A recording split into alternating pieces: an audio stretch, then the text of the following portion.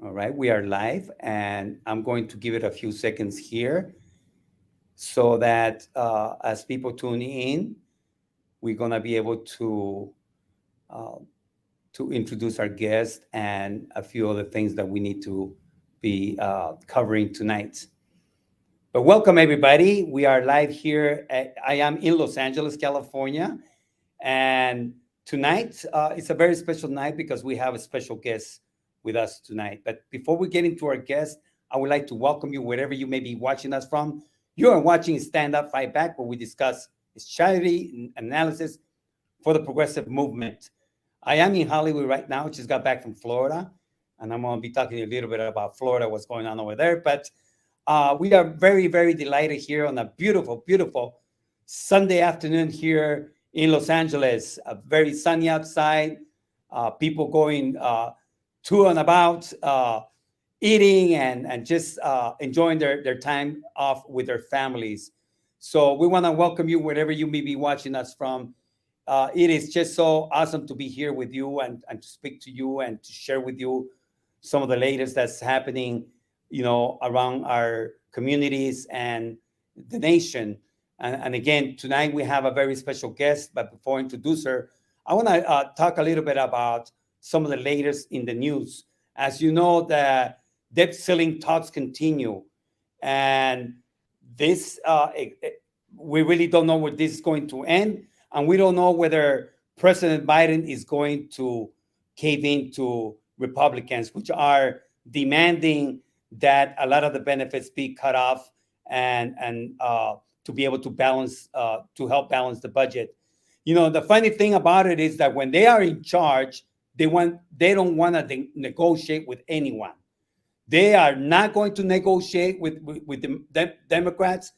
But now that you have the president and the Senate, they are demanding for Democrats to negotiate on the deals. The only negotiation that should be taking place is taxing the rich. I've been saying that this is the only way we're going to balance the budget is when everybody start paying their fair share. Outside of that, I hope that the Biden doesn't give in to the demands of the Republicans and to allow them to dictate, what programs should be cut, et cetera, et cetera. When Trump was in office, they had no problem, approving, the debt ceiling to go higher and higher. They had absolutely no problem with that.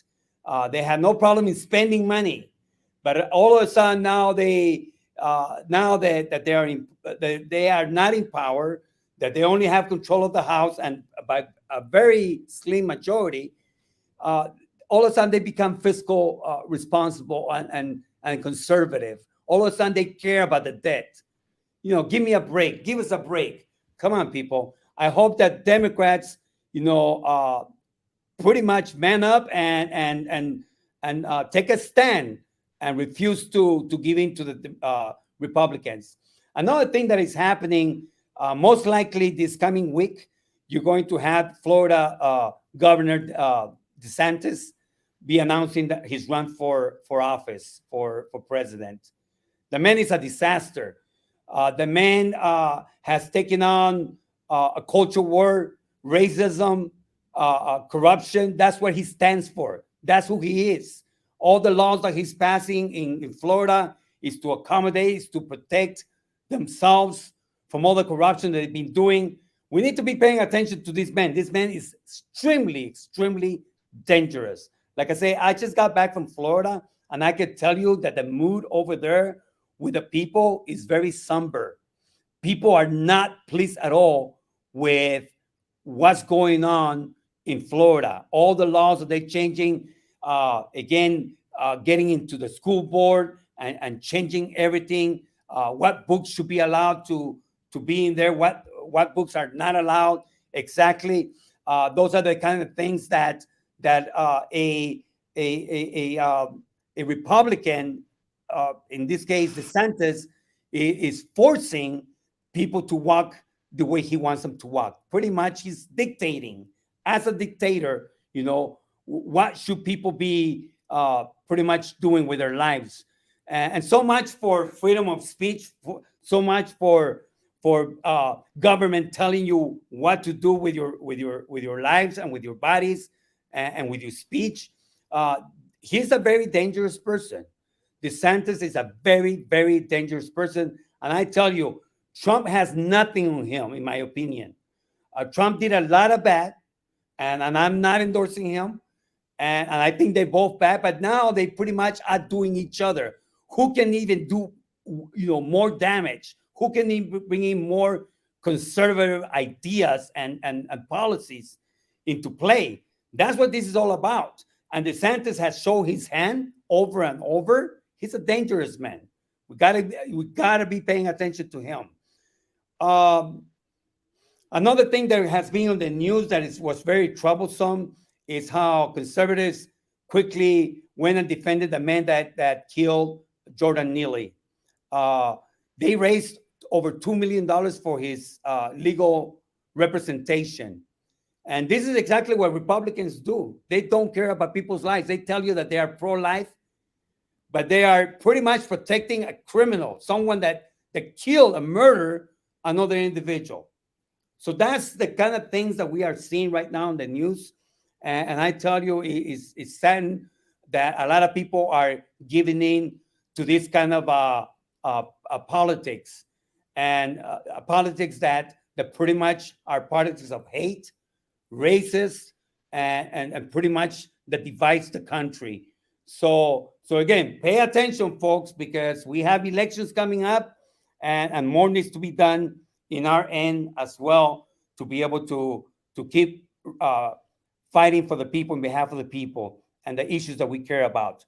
And tonight we have Carrie Copsin, uh, a dear friend of mine, dear friend of mine, and I'm going.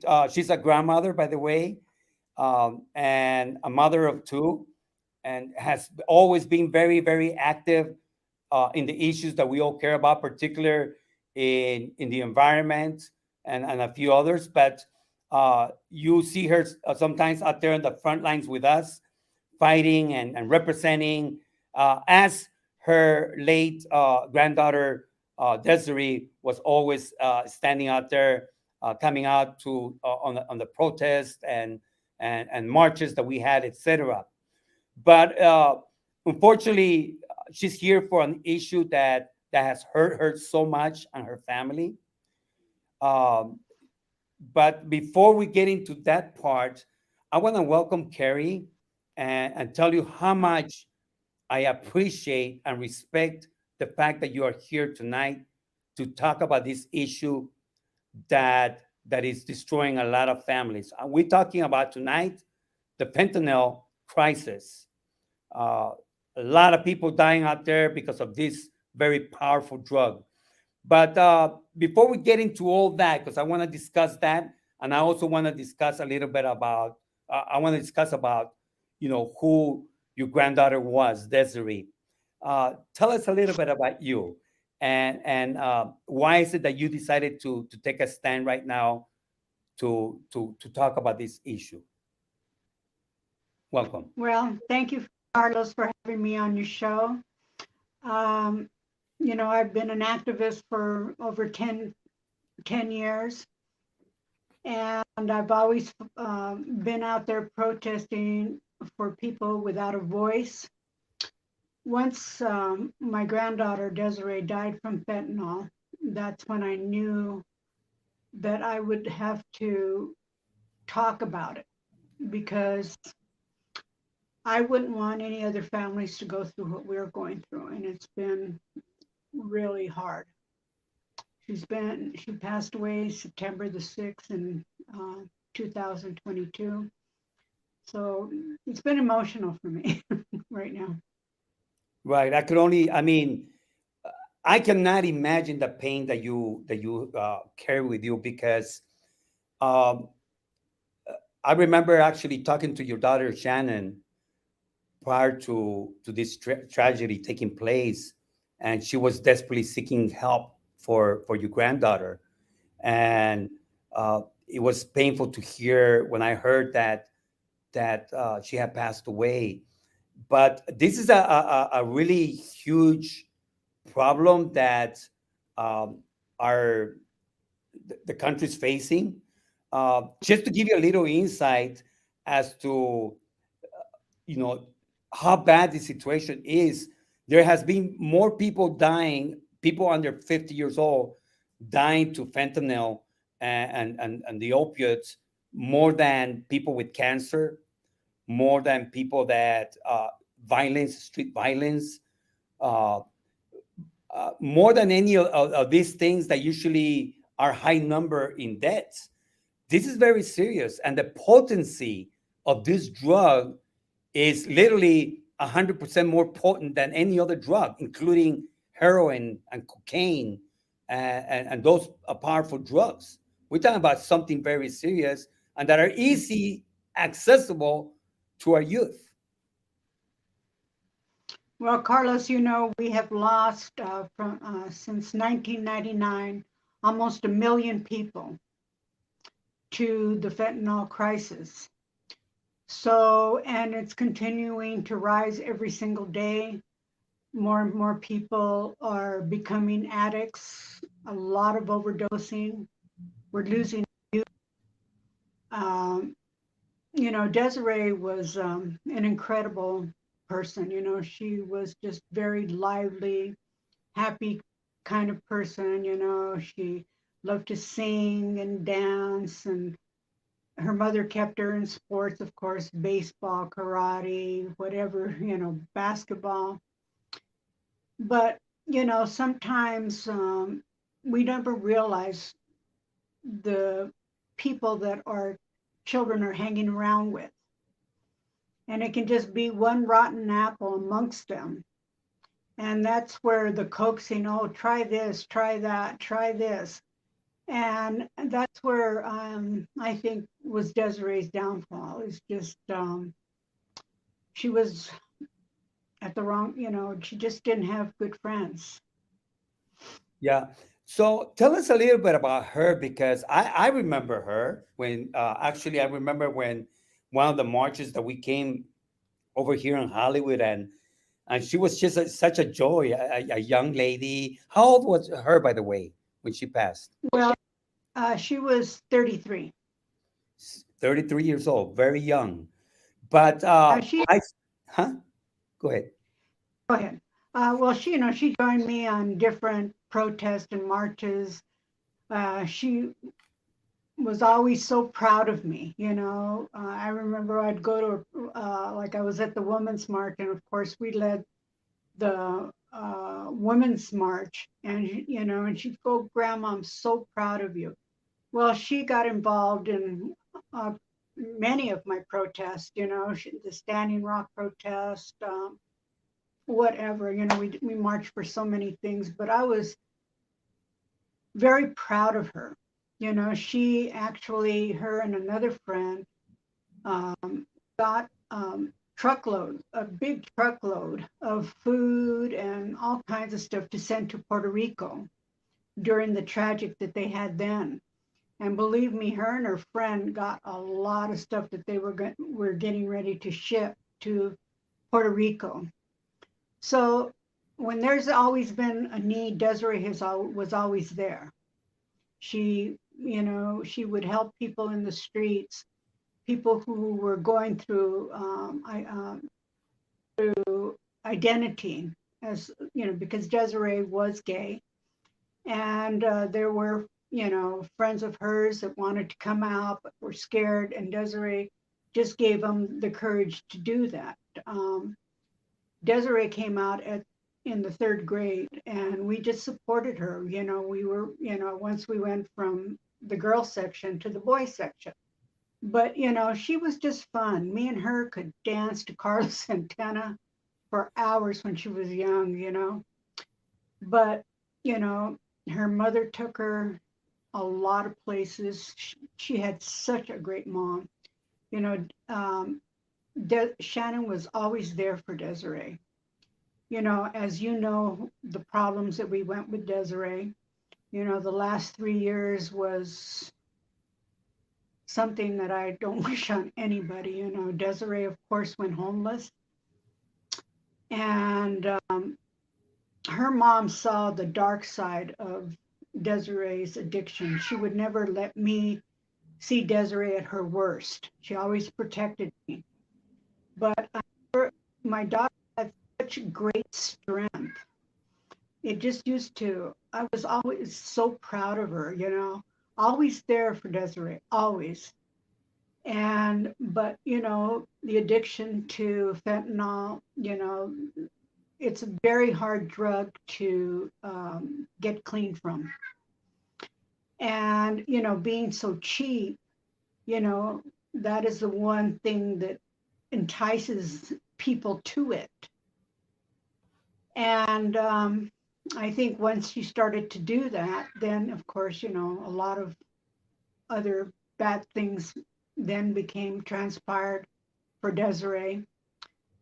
But she was homeless, she was homeless, and it was very difficult for me to hear and to know that she was homeless. Now, when I see a homeless person, I have more empathy for them. I will go and buy something for them to drink or do something, because now I look at homeless people way different, because it could have been Desiree, and this is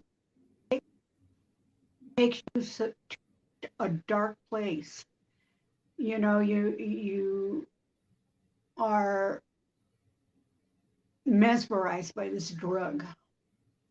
And just before she was going to get clean, before she passed away, and she was excited, and her mother and my granddaughter Luna went to go visit her at this rehab, and she texted me, "Grandma, I'm really doing good. I like this place, and I'm really going to do it this time." She was like really excited. Well, then 9 days later, she was gone. Um, so we've had to deal with that, and it has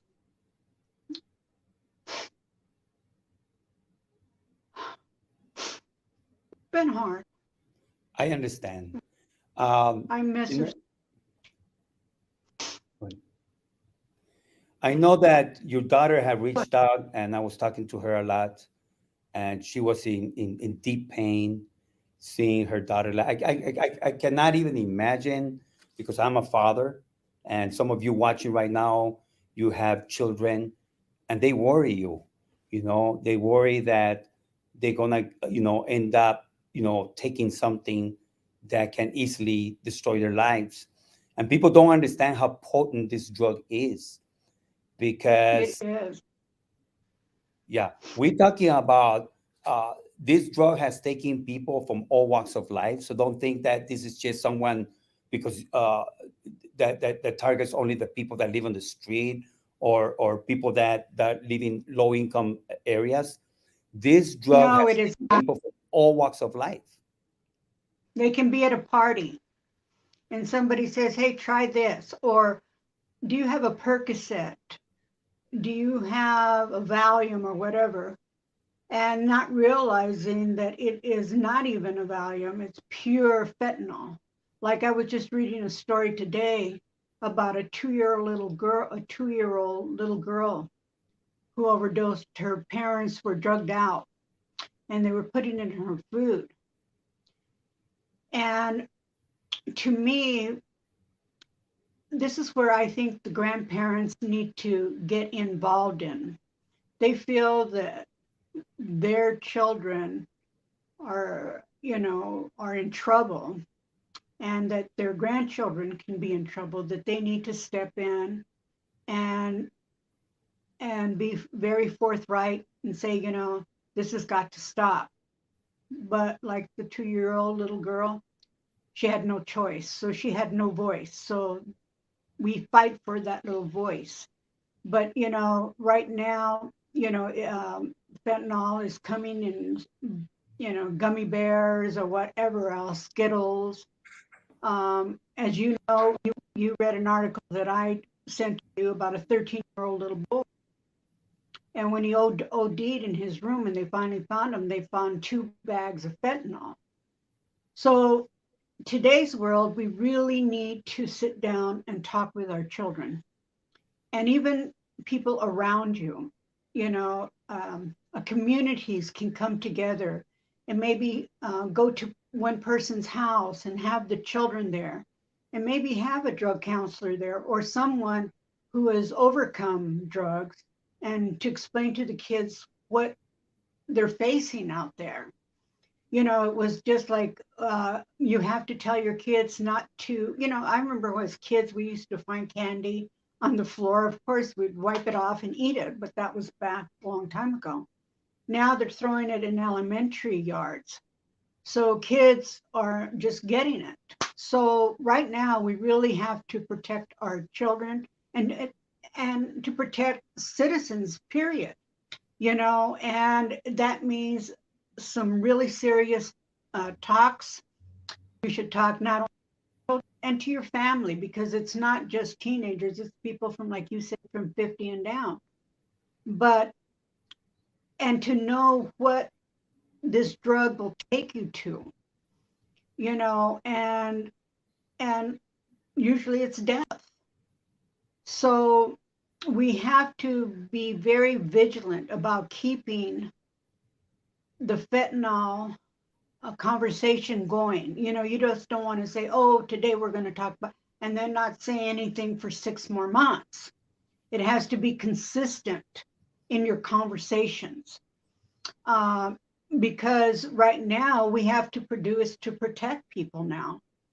And just like I've talked to people, and they said right now there's enough fentanyl in this country to kill every American in this country. You know, drug dealers are making millions of dollars, millions, but at the cost of our children, our family members. And I think they should go, and they should, if they catch people with that kind of money and with 1 million fentanyl pills, they should go to prison for life. I mean, they killed our kids and they're just going to walk away scot-free.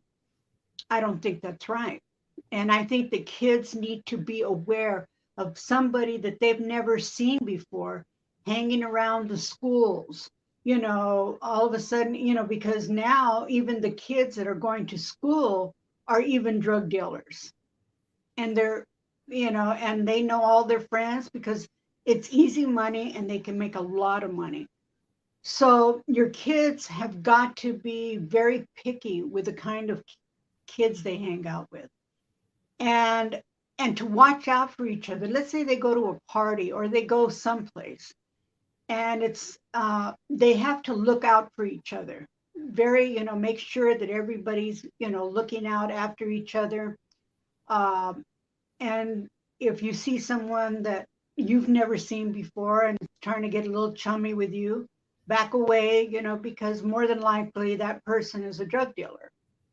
And so, you know, it is something that is heartbreaking. I belong to the Lost Voices of Fentanyl, and I'll go on to that website and see one family member after the other from all ages and how their death of their child has affected them. Many don't even want to go on, but then there's people that have to be strong because they have other children or grandchildren. So it's just to make aware, you know, make sure that your junior high schools are having talks with their students at a regular basis, because now is the time. Well, I guess summer will be here pretty soon, but they should be talking it to their students at a regular time. They should, you know, okay, we do this for 2 months and then we'll do another thing, and really, you know, do a lot of classes, have addicts or even drug counselors come into their high schools to actually talk to them, and so that they can tell them, like I told you just now, that they can tell them what to expect out there. So, my daughter Shannon, she works for rehab, and just watching her talk to the people that she's taking care of, she's very stern, and I hope one day she can come out and talk about, fentanyl. Right now, it's just real difficult for her right now. And it's understandable. So, I mean, uh, the, the the amount of guilt that a parent will feel after the fact, these are the things that are real, that will play Yeah, into it is. people's minds and hearts, because you will feel guilty. I should have done this. I should have done the other thing. And the fact of the matter is that like many other drugs, you know, uh, there are sometimes we feel helpless, and this is probably the biggest pain that we carry in our lives, is that we wish we can just change somebody, and it doesn't happen like that. But I think that Where, looking huh but looking it's at those this. words. What? Uh-huh. Go ahead, please. Go ahead. No, it's Looking at this in a it, way that uh, as a crisis in itself, and how dangerous this is, there are certain things that we can do to try to be very to be on top of this, or at least try to stay on top of this, especially if you have loved ones that are already involved in drugs.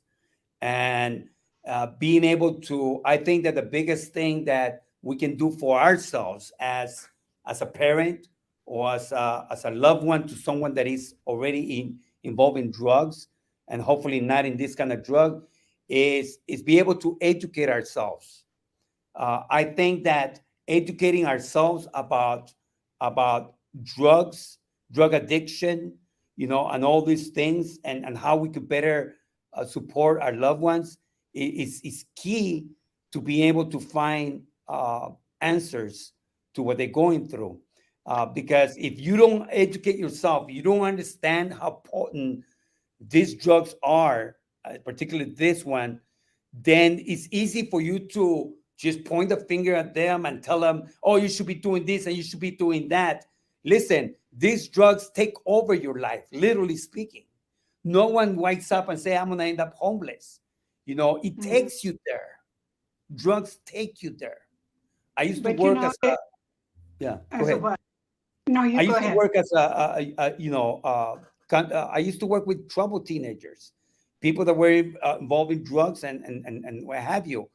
And I understand firsthand that this is not an easy thing for people just to kick, and say, I'm going to walk away from it. Even if they know that it's wrong, they're still doing it because that's how potent these drugs have taken over their lives.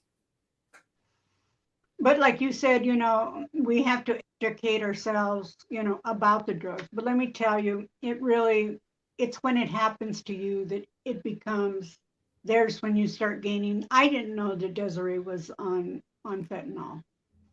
And once I found out about fentanyl, then that's when I started to educate myself. But isn't it sad that it takes a person in our lives to be on drugs so that we can understand? Because if your kids aren't doing drug, everybody's la la la la la la, and this can never happen to me. And but it's tragic that we learn when our child becomes addicted. Exactly. And fentanyl probably is the hardest, and probably there is not a lot of people who are successful coming off fentanyl. And you know, and then it's just like when Desiree was doing drugs, it was hard for Shannon, my daughter, to say, you need to get clean, because those are the things that she's not going to listen to, because we all know that this was her private journey. She was the one who had to get herself into rehab. She's the one who had to get clean. Nobody can take her there. She had to do it on her own, and that is where it's the most difficult problems for parents. My granddaughter went to 70 rehabs. And so if you think about 70 times, how much she really wanted to get clean. Exactly. She tried. And so, like I said, we've have to make sure that we have Narcan with us. Um, Parents should have it in their homes. They should, if they feel that their kids maybe be doing some kind of drugs, get those strips, their fentanyl strips that you can put on their arm and it tells you right away if they're on fentanyl. You have to, parents of, it was like, keep your parent, you have to, when you feel that your kids may be doing drugs, you need to start searching the rooms, to make sure that they don't have any more in there. So kids, it's not like when I grew up. We grew up very strict family. My dad was very strict with us. But today, kids are just different. They're just different from what I grew up with. And, but, we parents have got to get tough. I'm sorry, they have to get tough. If you want to save your kid's life, what are you going to do? Oh, yeah, yeah, yeah. No, you've got to get tough and you've got to fight for that kid's life. And you have to, try to direct them, keep them busy, have them in football, basketball, anything, dancing, drama, whatever, and we have to keep our kids busy. That's what I think it is the kids, when they have nothing to do, what do? They get in trouble. So it's about like community centers. We used to have those all the time. My son worked in one, and kids used to go to these, especially where my son worked at. He worked on where there were a lot of poor families, and they would come to the community center, and he would make them work. And then, of course, he would pay his paycheck to give it to them so that they could have money. But we need to keep the kids busy, and we need to get them off their phones. Remember now with Snapchat, they can get onto social media and get drugs. So, and with Snapchat, I've been finding out there's certain codes that kids use uh, to I guess, communicate with a drug dealer and where they're going to get it and what they're not. So we have to be really watching our kids. It's terrible. But we have to, if we're going to have good kids, we've got to really give them a lot of support and love. Right. Well, you So, know, I wrote down a few things here that are helpful, I think, to a parent or to a loved one. And I did mention that the one of the first steps that we need to do is educate ourselves to understand more about fentanyl, more about everything that you can possibly know about this. You need to know so that you can yeah, actually know what you're dealing with. That's number one thing that you need to do. Second is we need to be searching for support groups. There are other groups out there. There's other parents. There are, the schools may have programs that, meetings with parents to talk about these things. We got to find out where the support groups are.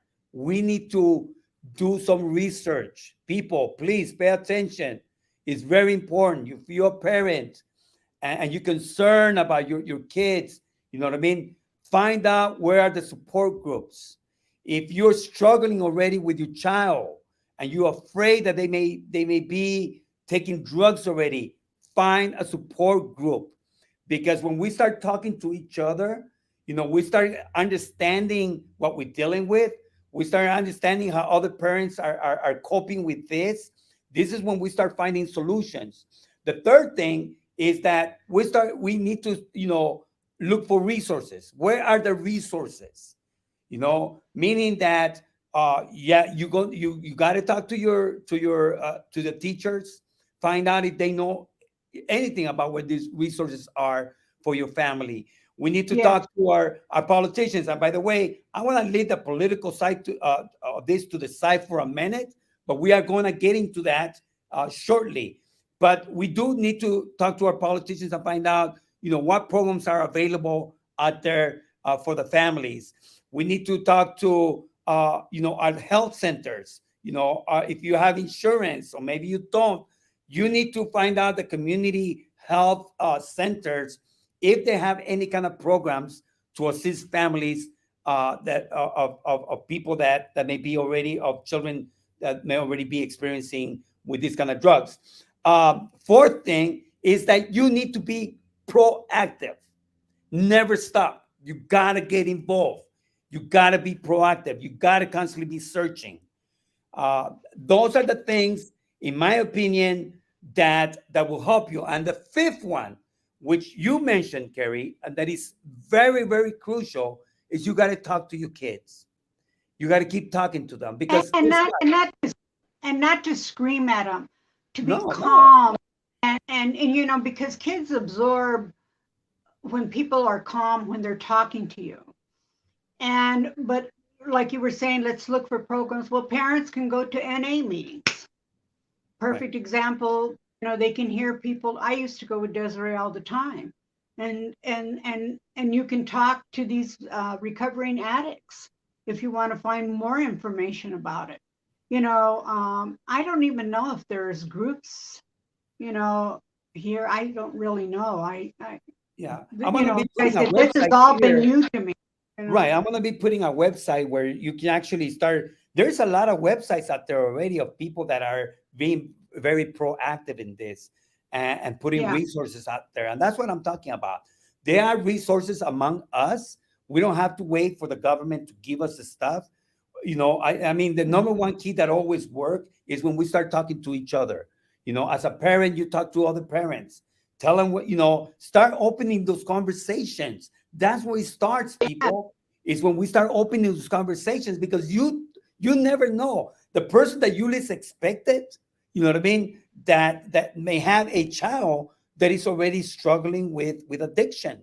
So when you start opening up to your neighbor, when you start, uh, having these conversations, doors begin to swing open and you begin to Yeah. understand that you're not alone.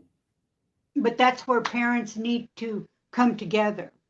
Maybe um, unite when the kids are coming out of school. If you feel that somebody's out there trying to sell drugs, parents come, to the schools to show support for the kids. I mean, we have got to be proactive now. Proactive.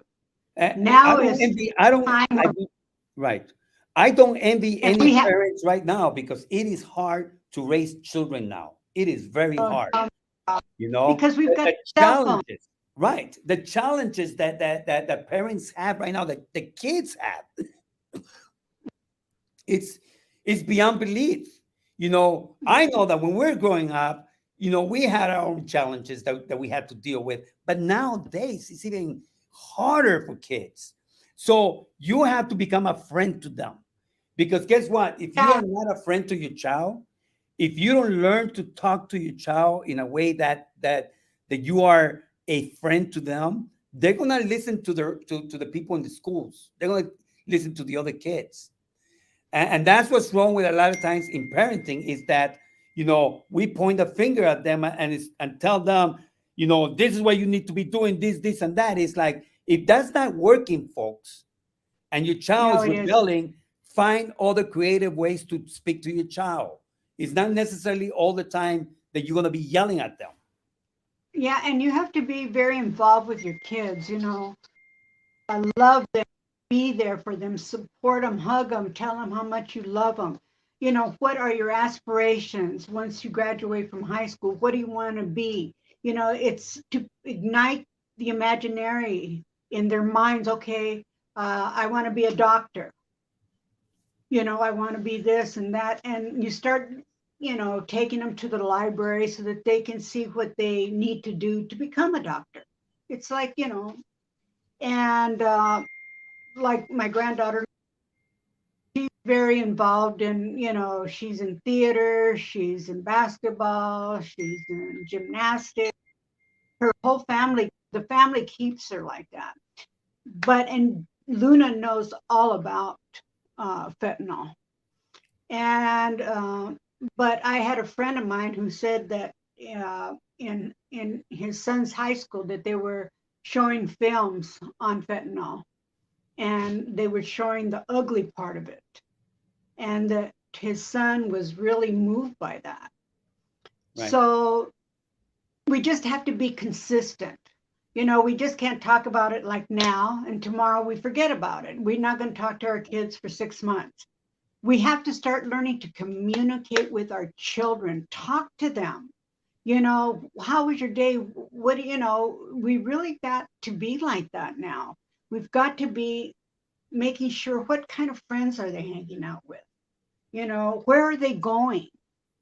Um, and we have to go back into like what I was raised like in the 60s. Yeah. I have a We comment have here. as parents. Yeah, Chris, I have a comment here. And Carrie, I have a comment here by Chris Barrett, and I like to read it to you. He says, I would like to interject. This fentanyl thing is wild. My drugs of choice are alcohol and marijuana, but I still tested positive for fentanyl. It's scary. I carry Barcon with me because my industry is music and we don't know what people are doing. I just hope we can be smart and help each other. So true, Chris. So true. I mean, it's scary out Yeah. there. It's like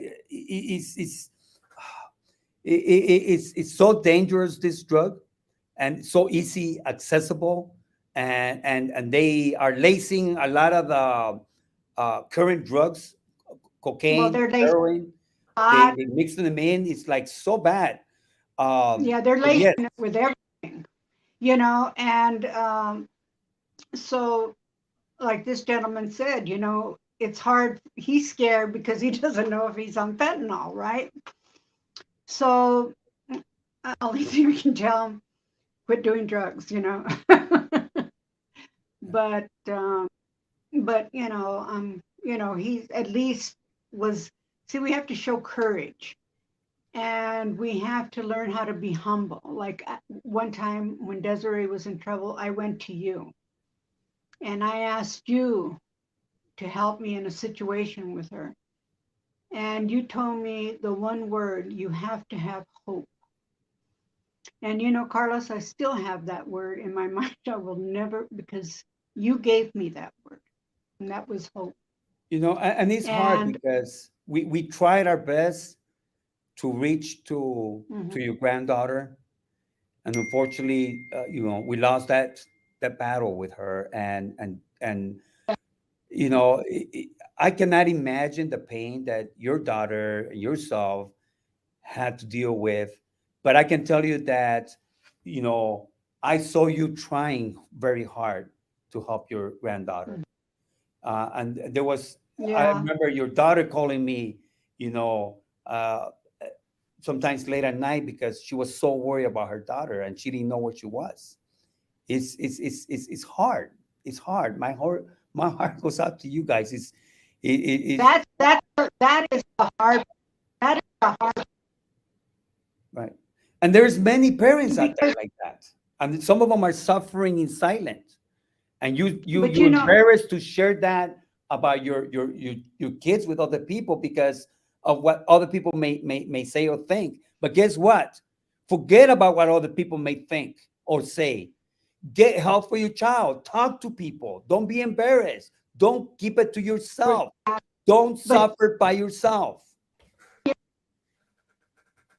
and I think that it's kind of like during my crazy times in my 30s, we always had, oh, I'm going to commit suicide, that kind of thing. And I remember a friend of mine, her sister-in-law committed suicide, and I saw what the effects on the family were. If only we did this and this. So it's the same thing with Luna is seeing the effects of it in our family. And I wish she didn't have to go through that. And she misses her sister so much. So, you know, just got to pray. And this is my first thing out, but I know that I'll be out there in the streets talking Yeah. about fentanyl. Like I said, this is my Well, first we ever also thing. want to get into the political. We also would like to get into the political side of this because, as you know, this is a national crisis. It will require national attention and a national mobilization. But of course, and here's the problem, and I hate to say it like this, but here's the problem why I don't see them fixing anything right now because everything becomes political. They politicize the problem. Republicans blame the immigrants, the border, this and that. Democrats talked about Republicans not caring and this and that, and a lot of these things may be true at a certain degree. But guess what? You need to put your politics to the side. This is a national crisis. It affects people from all walks of life. And that Demonizing immigrants is not going to solve the problem. If no, we and don't it have, uh, if we don't have, fair and just policies, immigration policies, you're not going to solve the problem. But politicizing this thing is exactly what the problem is, and why we are not going to resolve anything.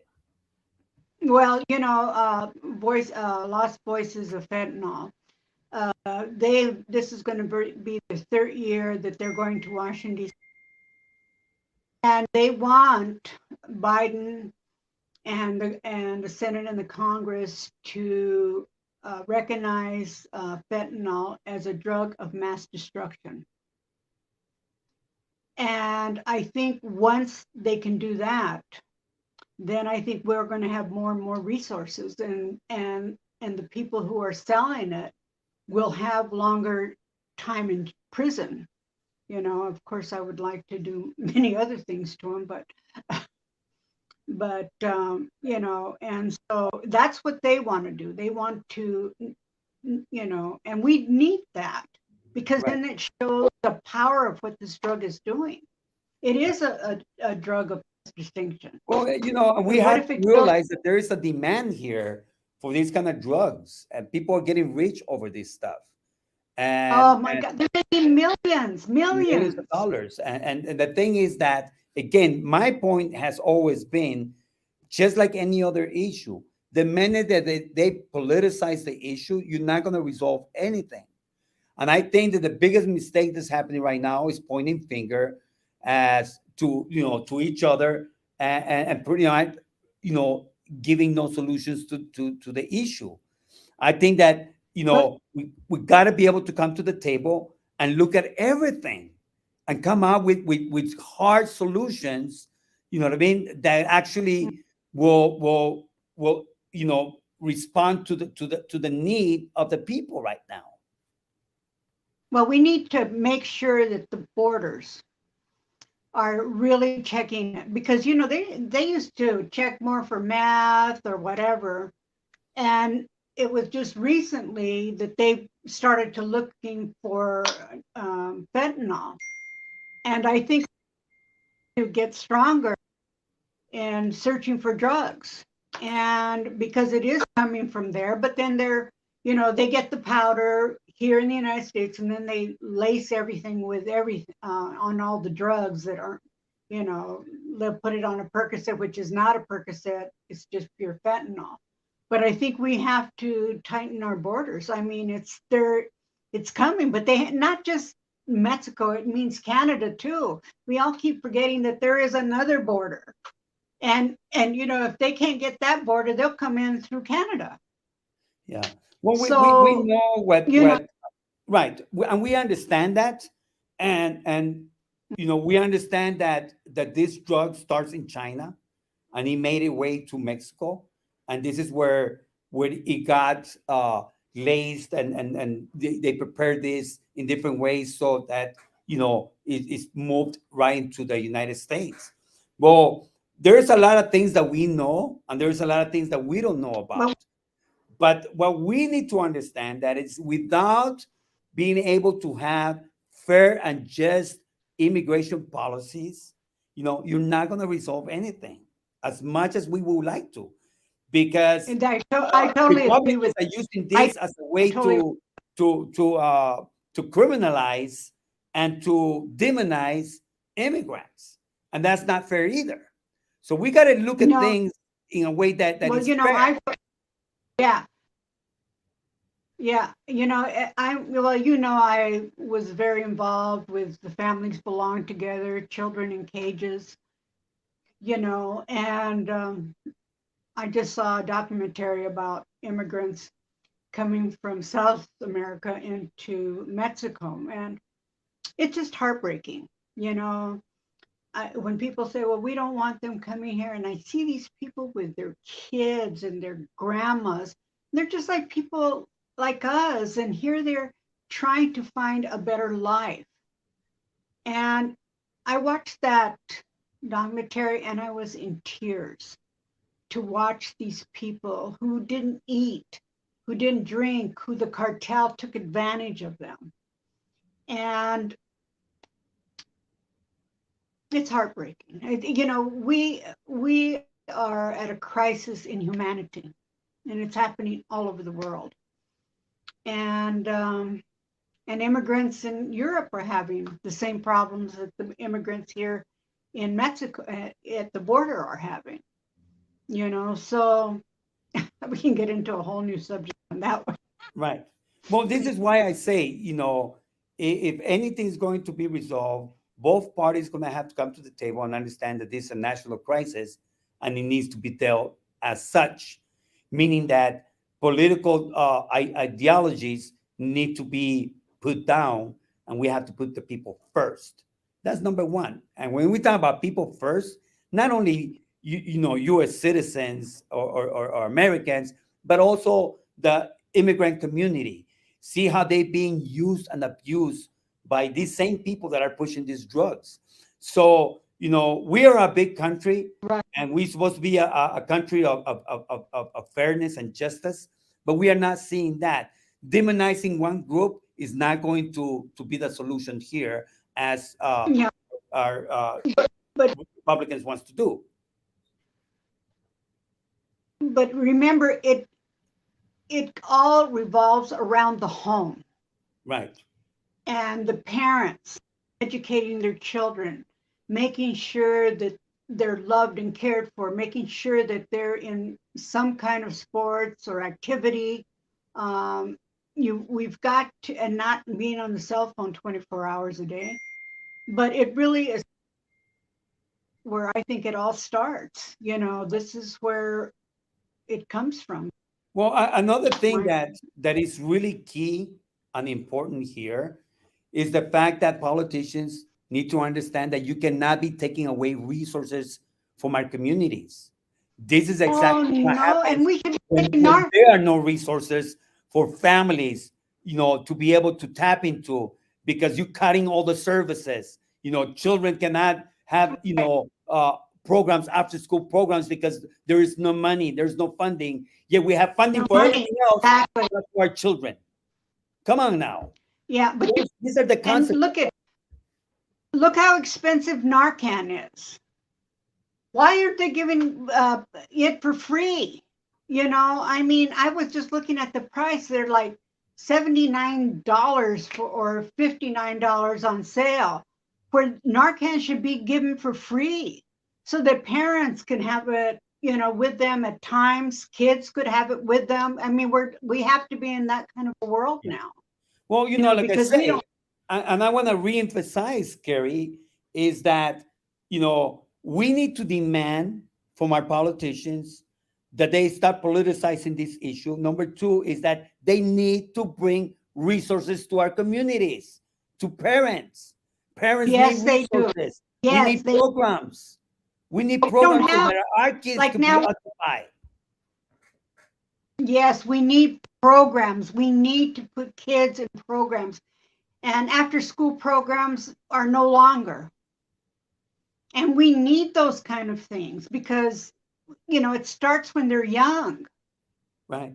And, a lot of kids, when they feel like nobody cares or nobody does that, then it wanders when they get older, they find a drug that, oh, this drug really cares for me, Yeah. And, but we and have it's to start them right. when they're young.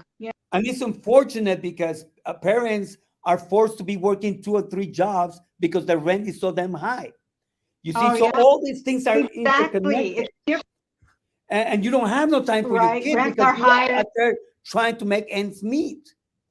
So, Yeah. the problem again with politics in America is that, it's upside down.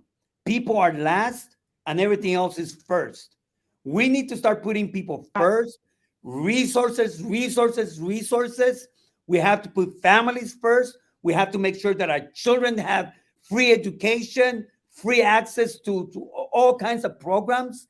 That's the kind of investment Healthcare, America needs to be put in. mental health.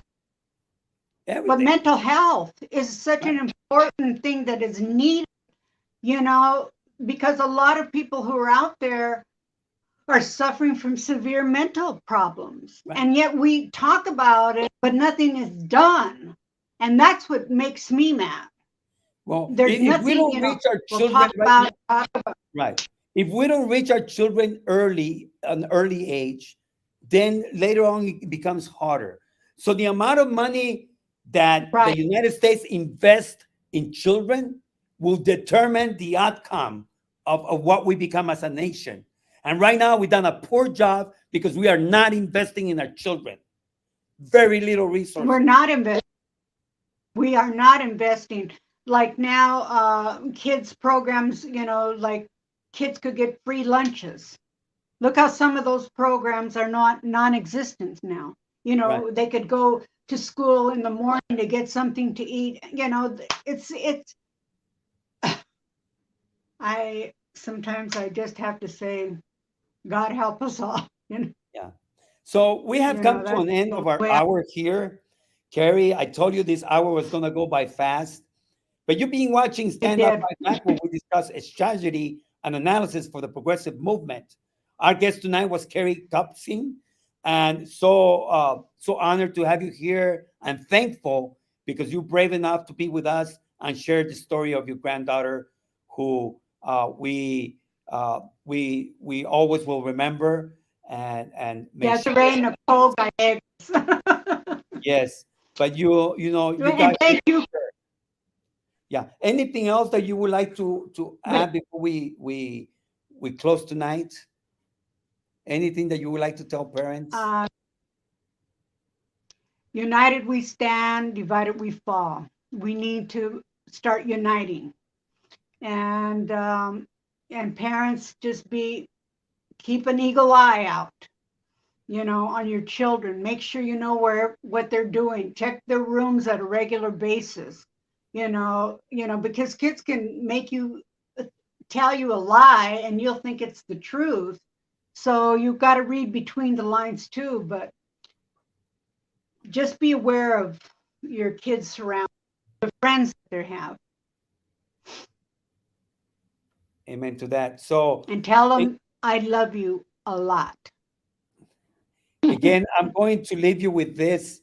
There is a website entitled songforcharlie.org. I'm actually going to write it here. It's